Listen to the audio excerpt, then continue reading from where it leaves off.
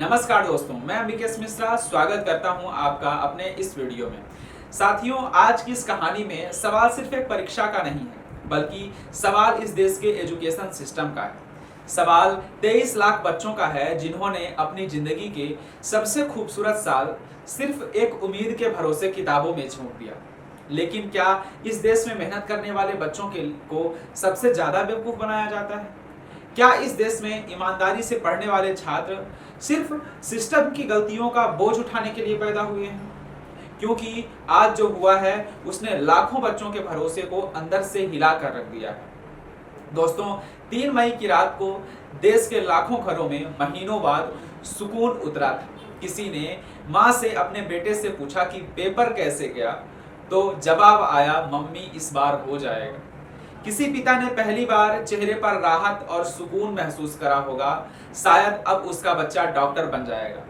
किसी हॉस्टल में छोटे कमरे में बैठा कोई छात्र अपने दोस्तों को मैसेज कर रहा होगा कि भाई इस बार सिलेक्शन पक्का हो जाएगा। किसी ने महीनों बाद मोबाइल उठाया होगा, किसी ने पहली बार आईपीएल स्कोर देखा होगा कई सालों बाद। किसी ने रात को चैन का खाना खाया होगा, क्योंकि उन्हें लग रहा था कि अब जिंदगी बदलने वाली है। लेकिन फिर अचानक एक खबर आती है, और खबर ऐसी जिसने लाखों बच्चों के सपने को रास्ते में ही कुचल दिया।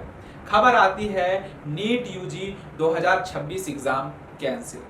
यहीं से शुरू होता है वो गुस्सा, वो दर्द, वो सवाल जो सिर्फ एक परीक्षा का नहीं है, बल्कि इस देश के पूरे सिस्टम पर सवाल है। दोस्तों, आखिर कब तक इस देश में बच्चों को कहा जाएगा कि बेटा फिर से तैयारी कर लो, दोबारा से पेपर दे लो, पेपर लीक हो गया है, इस बार सिस्टम फेल हो गया है, आप एग्जाम दोबारा से दे लो। आखिर कब तक?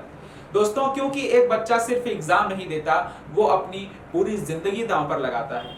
आप जरा सोच कर देखिए कि एक बच्चा जिसकी दुनिया सिर्फ 4 दीवारों में सिमट चुकी है, सुबह कोचिंग, दोपहर टेस्ट, शाम को डाउट सेशन और रात को मॉक टेस्ट। दोस्तों, उसकी जिंदगी अब जिंदगी नहीं रही थी, वो एक मशीन बन चुकी थी। त्योहार खत्म, दोस्त खत्म, घूमना फिरना खत्म, मोबाइल खत्म, सोशल मीडिया खत्म, क्रिकेट खत्म, यहाँ तक कि हंसना तक खत्म। क्यों? क्योंकि उसे कहा गया था कि मेहनत कर लो बेटा, जिंदगी बदल जाएगी। और फिर एक दिन सिस्टम कहता है ये एग्जाम कैंसिल हो गया, और उसी पर सिर्फ परीक्षा ही नहीं टूटती बल्कि बच्चे का भरोसा भी टूट जाता है। उसे लगता है कि उसकी मेहनत मजाक थी, उसकी रातें मजाक थी, उसकी कुर्बानियां मजाक थी, उसकी जिंदगी मजाक थी। और सबसे खतरनाक बात जानते हैं क्या है? इस देश में बच्चे एग्जाम से कम सिस्टम से ज्यादा डरते हैं। उन्हें डर लगता है कि कहीं ऐसा ना हो कि वे रात भर पढ़ते रहें और कोई दूसरा इंसान पैसे देकर पेपर खरीद ले। कोई बच्चा सडनली और प्रेशर में अपनी जिंदगी तक झोंक देता है, और कोई दूसरा बच्चा नकल माफिया के जरिए सवाल को पहले से हासिल कर लेता है। दोस्तों, जरा सोचिए कि देश में मेहनत करने वाला बच्चा सिस्टम से डरने लगे तो उस देश का भविष्य कितना सुरक्षित है। दोस्तों, 3 मई के बाद सोशल मीडिया पर जो शुरू हुआ है उसने पूरे देश को हिलाकर रख दिया है। टेलीग्राम चैनलों में कथित क्वेश्चन पेपर घूमने लगे, हैंड राइटिंग नोट्स वायरल होने लगे, कई सवाल असली पेपर से मैच हो रहे थे। शुरुआत में लोगों को लगा कि शायद ये गेस पेपर होंगे, क्योंकि बड़े एग्जाम के बाद ऐसी बातें सामने आती रहती हैं। लेकिन धीरे धीरे मामला इतना बड़ा हो गया कि जांच एजेंसियां हरकत में आ गई।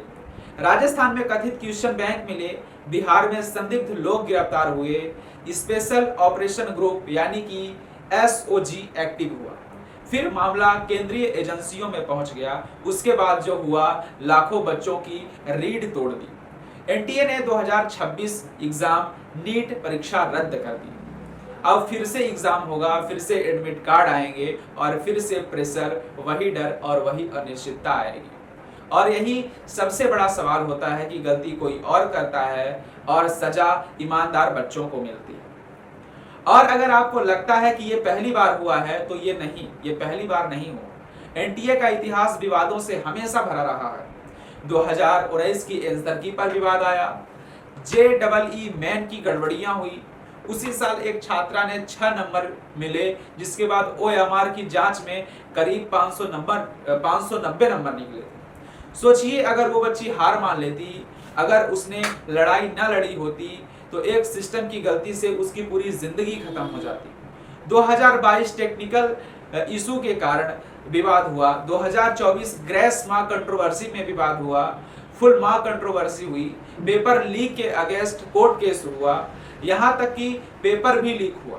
अब 2026 में वही कहानी फिर से शुरू हुई, फिर वही डर, फिर वही कहानी आई और फिर वही गुस्सा आया। दोस्तों, एक बार की कहानी हो तो सहा जाए, और ये सिस्टम परीक्षा लीक करवाने के बाद हर बार एक ही बात कही जाती है कि हम फिर से परीक्षा करा लेंगे। लेकिन कोई ये क्यों नहीं पूछता कि अब बार बार पेपर लीक कैसे होता है? क्या इस देश का भविष्य असुरक्षित है? क्या लाखों बच्चों की मेहनत की कोई कीमत नहीं? क्या कॉम्पिटिटिव एग्जाम की सबसे बड़ी ताकत उसकी ईमानदारी होती है? लेकिन जिस दिन पेपर लीक होता है तो वो सिर्फ क्वेश्चन पेपर बाहर नहीं आता, उस दिन लाखों बच्चों का भरोसा बाहर आ जाता है। क्योंकि मेहनत हार जाए तो दुख होता है, लेकिन जब मेहनत को बेईमानी हरा दे तब इंसान अंदर से टूट जाता है। लेकिन उस बच्चे के बारे में जिसने कई सालों तक खुद को कमरे में बंद रखा हो, जिसने हर खुशी छोड़ दी हो, जिसने सिर्फ डॉक्टर बनने का सपना देखा हो, और फिर उसे अचानक से एक दिन पता चले कि उसे पैसा देकर कोई अमीर बाप अपने बच्चे के लिए पेपर खरीद चुका है, उस दिन सिर्फ सपना नहीं टूटता बल्कि इंसान भी टूट जाता है। दोस्तों, कई बच्चों को दोबारा किताब खोलने की हिम्मत नहीं होगी, कई डिप्रेशन में चले गए होंगे, कई एंजाइटी में डूब गए होंगे, कुछ बच्चे खुद को नाकाम समझने लगे होंगे, और यही इस सिस्टम की वजह से खतरनाक मार है। क्योंकि एक टूटा हुआ बच्चा सिर्फ अपना सपना नहीं हारता, बल्कि वह धीरे धीरे खुद से हारने लगता है। नीट सिर्फ एक एग्जाम नहीं है, बल्कि भारत के करोड़ों परिवारों की उम्मीद है, खास तौर पर मिडिल क्लास और गरीब परिवारों की। वही पिता ओवर टाइम करता है, कहीं माँ गहने बेचती है, कहीं परिवार अपना सपना रोक देता है ताकि बच्चा डॉक्टर बन सके। कोटा, पटना, दिल्ली, लखनऊ, देश के हर बड़े शहर में लाखों बच्चे परिवार से दूर रहकर सिर्फ पढ़ाई कर रहे हैं। उनके कमरे में सिर्फ किताबें नहीं होती, डर होता है, प्रेशर होता है, भविष्य का बोझ होता है। सुबह उठते ही रैंक का डर, रात को सोते समय सिलेक्शन का डर, और फिर अचानक उनसे कहा जाता है कि एग्जाम कैंसिल।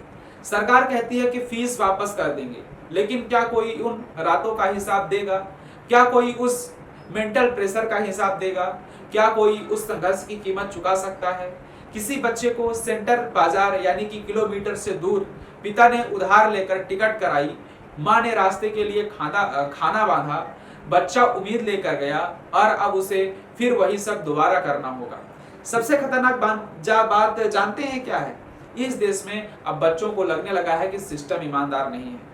जिस दिन एक छात्र मेहनत पर भरोसा खो देता है, उस दिन देश का भविष्य कमजोर होने लगता है। क्योंकि अगर बच्चा सोचने लगे कि पैसा और जुगाड़ मेहनत से बड़ा है, और फिर शिक्षा व्यवस्था का मतलब ही क्या रह जाएगा। वही वजह यह है कि आज गुस्सा सिर्फ पेपर लीक पर नहीं है, गुस्सा उस सिस्टम पर है जो हर बार बच्चों को ही कुचल देता है।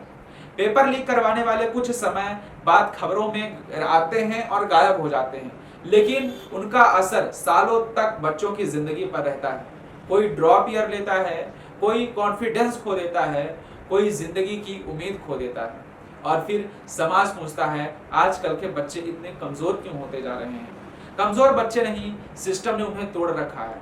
और वक्त सिर्फ जांच का नहीं, वक्त अब आ चुका है बदलाव का, क्योंकि हर साल वही हो रहा है जो देश के भविष्य को बर्बादी के रास्ते पर ले जा रहा है। Full CBT mode, biometric verification, AI based mentors और आई specialist paper system, strong digital security और कोचिंग माफिया पर सख्त कार्यवाही होनी चाहिए। अब विकल्प नहीं है, जरूरत है। क्योंकि 23 लाख बच्चे दोबारा से एग्जाम देंगे, तो क्या गारंटी है कि अगली बार पेपर लीक नहीं होगा? क्या गारंटी है कि कोई टेलीग्राम चैनल एक्टिव नहीं होगा?